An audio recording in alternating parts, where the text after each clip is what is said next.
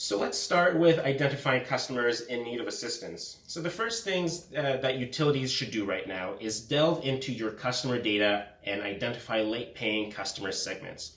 This is because customers who have had trouble paying on time in the past are also much more likely to be vulnerable now.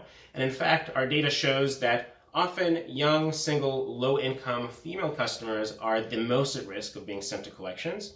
But that said, customer segments with the highest risk may differ from region to region and utility to utility, which is why a one-size-fits-all approach will not tell the whole story, and why it's imperative that you turn to your own data to generate insights that are relevant for your organization and your customers. Some other things to look for in your data.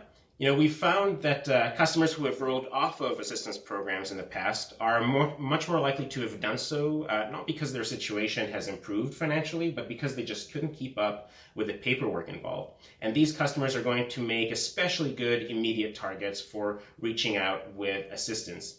The other thing that we want to look for in the data is, what we would call magic numbers or things that indicate a no going back, or at least a hard to come back from threshold.